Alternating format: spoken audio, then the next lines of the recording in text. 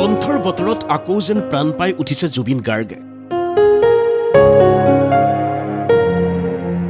কাগজৰ পাতে পাতে গুঞ্জৰিত হৈছে জুবিন গাৰ্গৰ দৰ্শন, সত্তা, কৃতিত্ব।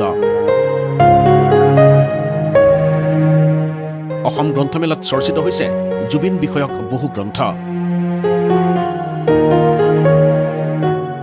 135খন গ্ৰন্থ বিপণীয়ে সৌষ্ঠৱ বঢ়াইছে অসম গ্ৰন্থমেলাৰ বাকৰি। অসমীয়াৰ প্ৰাণৰ শিল্পী জুবিন গাৰ্গৰ জীৱন, কৃতি, সংগীত আৰু দৰ্শন সম্পৰ্কীয় উন্মোচন হৈছে একাধিক গ্ৰন্থ। খানাপাৰাত অনুষ্ঠিত অসম গ্ৰন্থমেলাত ব্যাপক চৰ্চিত হৈছে শিল্পীগৰাকীৰ জীৱনভিত্তিক গ্ৰন্থসমূহ। তাৰ মাজতে খানাপাৰা পশু চিকিৎসা মহাবিদ্যালয় খেলপথাৰত অনুষ্ঠিত অসম গ্ৰন্থমেলাত চৰ্চাৰ শীৰ্ষত পিতৃ কপিল ঠাকুৰৰ পিতৃৰ দৃষ্টিত জুবিন শীৰ্ষক গ্ৰন্থখন। এই গ্ৰন্থখনত জুবিনৰ জীৱিত কালতেই নিজ পিতৃয়ে জুবিন সম্পৰ্কে লিখিছিল বহু কথা। লগতে জুবিন গাৰ্গে নিজেই উন্মোচন কৰিছিল পিতৃয়ে ৰচনা কৰা গ্ৰন্থখন। জীয়াই থকাৰ সময়তে উন্মোচন হৈছে। এইখনটো জুবিনে কৰিছে, দেউতাকৰ যিখন কিতাপ ওলাইছিল জুবিনে উন্মোচন কৰিছিল। তাৰপিছত জীয়াই থকাৰ পিছত এখন আকৌ এড কৰিছে জুবিনে মণ্টু দাৰ লগত একেলগে। সমান্তৰালভাৱে আন বহুকেইখন জুবিন সম্পৰ্কীয় গ্ৰন্থইও গ্ৰন্থমেলাত সমাদৰ পাইছে।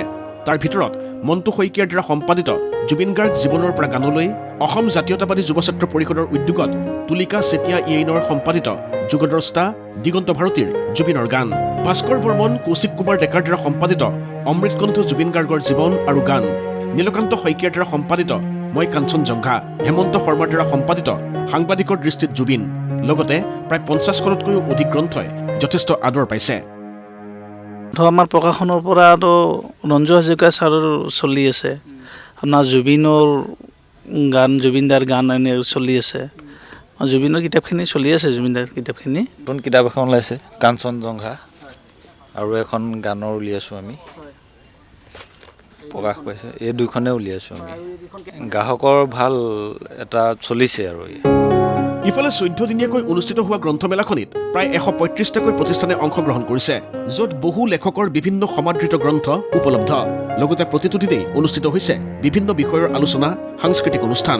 অসমৰ লগতে মুম্বাই, হাৰিয়ানা, কলকাতাৰ গ্ৰন্থ বিপণীয়ে অংশগ্ৰহণ কৰিছে।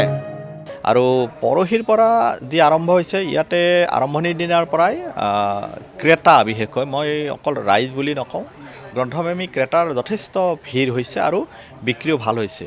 আজি তৃতীয় দিনত ভৰি দিছোঁ। আজি গধূলি মানে আমি এটা প্ৰতিচ্ছবি পাই যাওঁ বিক্ৰীৰ ট্ৰেণ্ডটো মানে কিমান চলিছে, কেনেধৰণে চলিছে। শীতাৰ্থ সন্ধ্যাবেলাত অসম গ্ৰন্থমেলাৰ বাকৰিত প্ৰতিদিনেই গ্ৰন্থপ্ৰেমীৰ সমাগম ঘটিছে।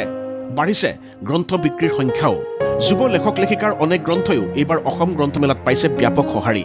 পিছে এইবাৰ গ্ৰন্থমেলাত কিমান কোটি টকাৰ গ্ৰন্থ বিক্ৰীৰে অভিলেখ গঢ়িব, সেয়া পৰৱৰ্তী সময়তহে স্পষ্ট হ'ব।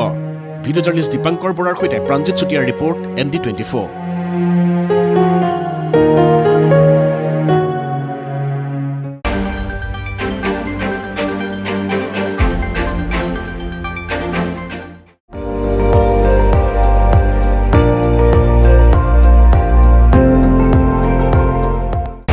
আপুনি চাই আছে ND24, সৰ্বশ্ৰেষ্ঠ নহয়, সৰ্বোত্তমৰ দৌৰত।